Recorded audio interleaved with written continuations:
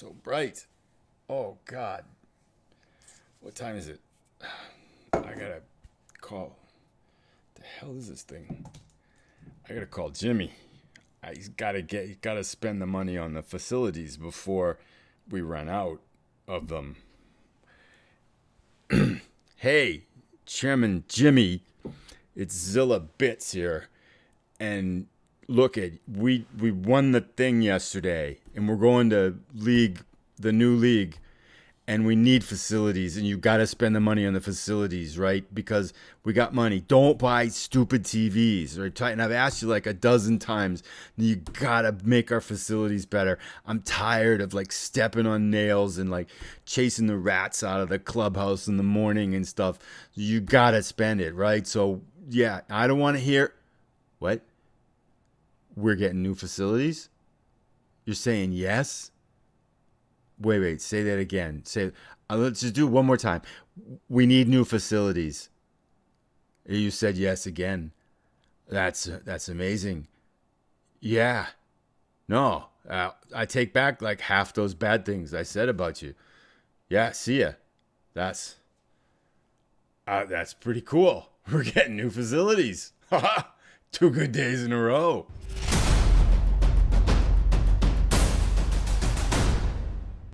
Hello, everybody. Welcome to Devotion to Promotion, and we have happy days. Yes, Chairman Jimmy.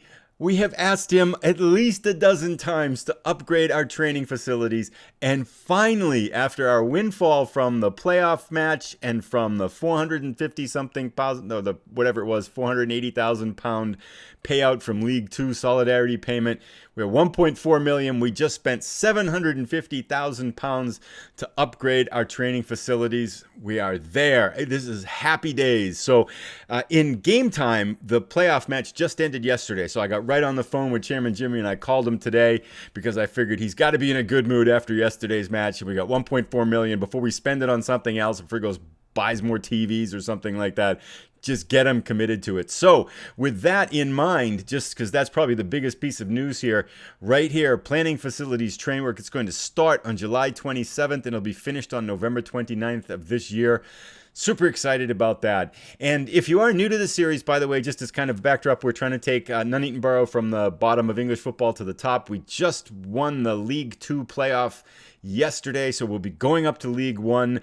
We have no business being in League One. We do not have a single player that grades out at the League One level, so we have a ton of work to do, our whole squad. So anyway, this will be an kind of an off-season, a season wrap episode. We're going to look at a few of the end-of-season awards, some of the player things that come up, and I'm going to move forward just a little bit, look at some of the emails and talk about a couple things. Then I'm going to jump forward about a week in time, probably go about a week, maybe 10 days or so, and then wrap this episode up with kind of a little bit of thoughts as to what we need to do over the summer to get ready for next year.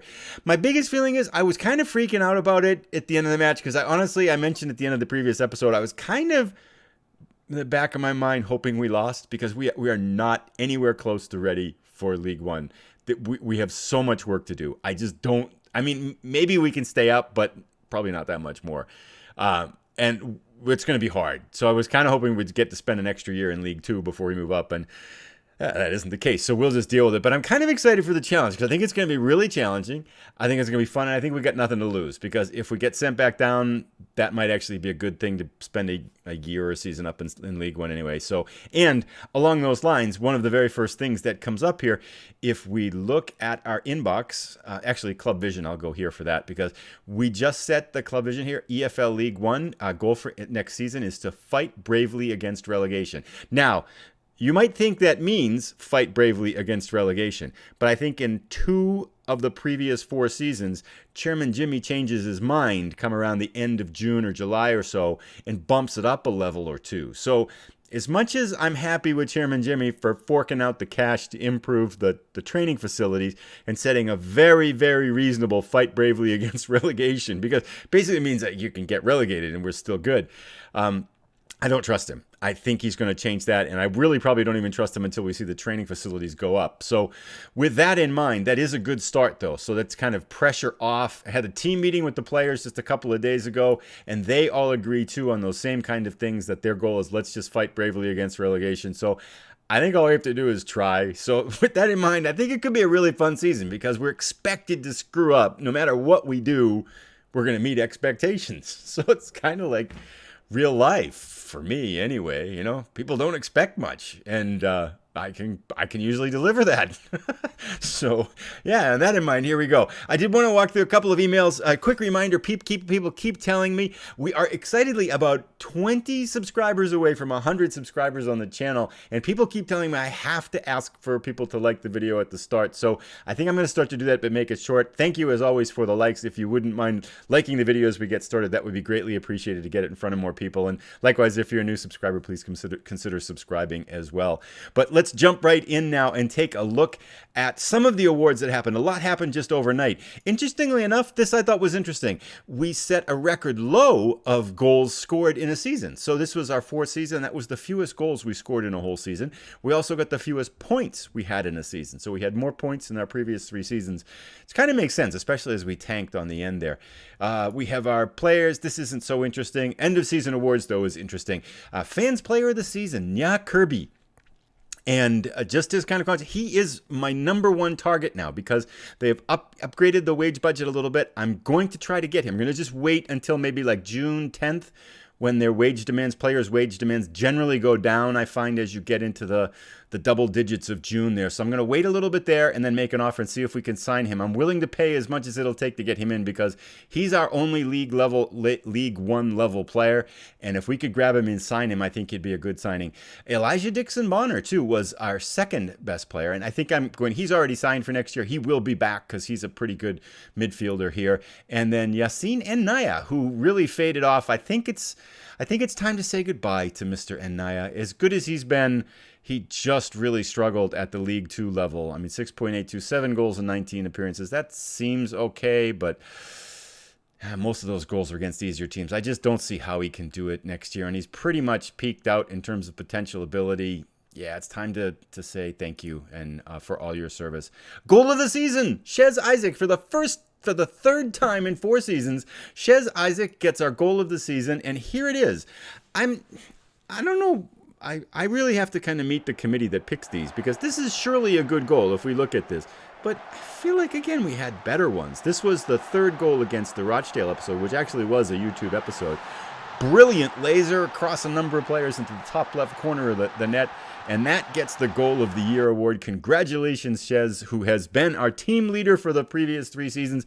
Oh, yes. Good news with Shez Isaac. So Shez Isaac's contract ended up at the end of 2024. But I put in a clause that said if he appeared in 10 matches or more, he would automatically be guaranteed a 1-year extension at the same wages. So he's now extended to the end of 2025. But where is it? Wait. Now it's gone. No, it's got to be here. Let me take a look. Is delighted to be at the positives. Where'd it go? It's not here. Okay. Well, maybe he's changing his mind a little bit. But anyway, somewhere on his bio screen, I thought it was right here under plans, where it said he wants to get into management after he retires, which I think would be excellent because Shez Isaac has been such an icon for the club over the first 3 seasons that I'd love to be able to keep him on as a coach and be able to keep him involved with the squad as we go forward and just take him along wherever we go because he's been such a star. And so I was really excited because it said under plans, and maybe he changed his mind. I don't know. Maybe because his contract got extended, it's going to change. But he did say he was hoping to get into football management after he retires. So kind of hopeful that maybe we can keep him on board, send him some coaching courses and get him involved in the team. Young player of the season, John Byrne, who broke his ankle or something like that towards the end of the season. He is on loan. I'm not sure if we'll be able to bring him back, and I'm not sure if we will want to bring him back. But there's our end of the season awards. A season review here. Most of this stuff is average attendance. Interesting here, 3,200, so about 50% full, which was up, I think, by about 1,000 over last year. So hopefully we can build off of that. Overall, just kind of mostly things that we know. Lost in the 4th round of the FA Cup against Newcastle 1-0. Lost in the 1st round of the Carabao Cup. We got wiped out right away. And then finished 6th in Sky Bet League 2 and won the playoffs. Then lost in the Southern Sectional 2nd round of the Leasing.com Trophy Cup that nobody cares about. So a few little things there. Vision and expectations, we talked about it. Squad dynamics are good. End of season break, no offers for Phillips. I think that's about it for the moment. So let's kind of go forward. The big news, of course, is the training facilities. I'm going to kind of play a week ahead, and then we'll take a look, see if there's any end of the season awards, then talk a little bit more about the plans for the off season, and then we're actually jumping right in right now to get going on off season plans here. So let's pause this right now. So we've gone about 10 days ahead now. The calendar's just clicked over to June 1st. And I think we have a plan in place. It's a big plan. There's a lot of moving parts, a lot of things going on. But I have a rough framework for how I think we'll approach next year. First up, I guess a couple things. Talk about a few things, and I think we'll be done with this wrap-up episode. But I've got about a dozen players on the block to sell right now. And we can see these green players are already trialists are coming in. So we're bringing in a lot of trialists that are either dropping out or going to drop out from the Premier League and the championship level league. But some of our better players too, I think I'm actually going to put on the block. Deji Oshilaja, who is 31 years old, still worth supposedly about 58,000. He's the one who's teaching all the players to argue with the officials. So he's not very pleased with me for putting him on the transfer block. And he is a good defender, but he's not going to have much value at the end of this year. This is last year of his contract coming up, given that he's 31. I really don't like it that he's starting to spread around and teach all the players how to argue with officials. So as much as I like him as a solid defender, I think we're going to try to take the money and run with him. And then as expected, and as we talked about, Adam Phillips, the glass man, the living mummy, the man who gets hurt no matter what he does, is on the block now. And I'm kind of basically what I'm doing is every day I'm putting him up, offering up to clubs. If I don't get any nibbles or bites, then I'm lowering the price a little bit and just trying to work my way down to see if I can get some of these players off.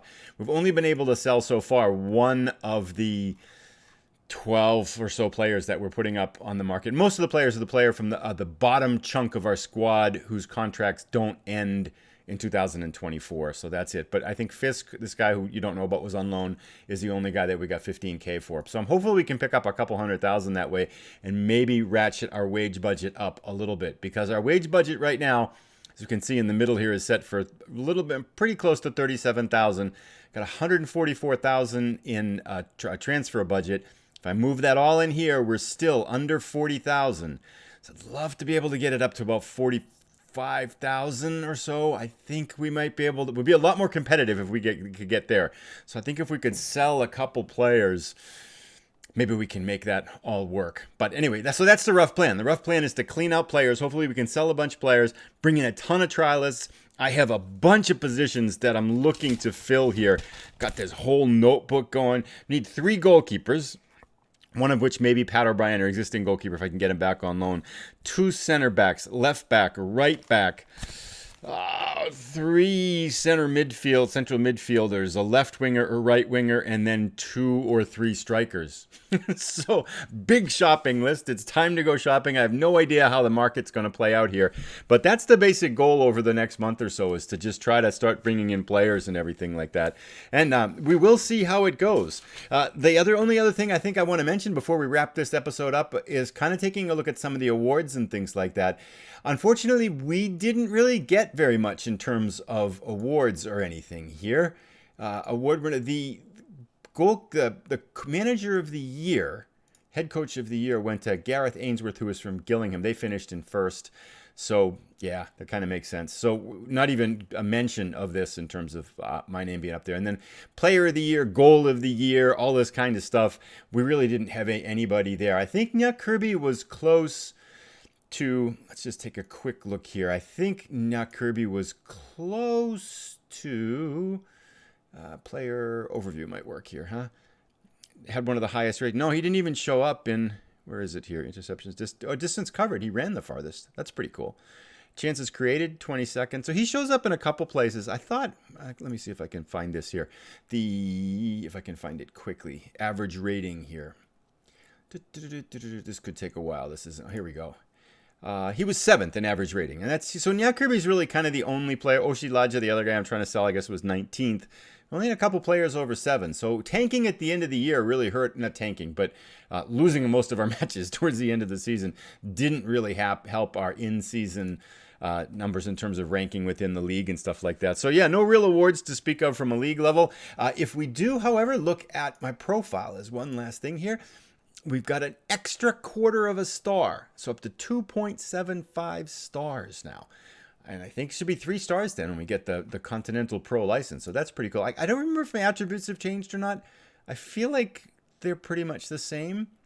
But yeah, I'm not really sure there. So, well, there you have it. The goal for the next month really is to bring in a ton of trialists to start to sell, to unload all these players, try to get better players in for the next level. We'll see you in a month. I'm going to do a season open episode, so we'll come back right as the calendar clicks over to July 1st to kind of show what we've been able to accomplish, show what still needs to be done.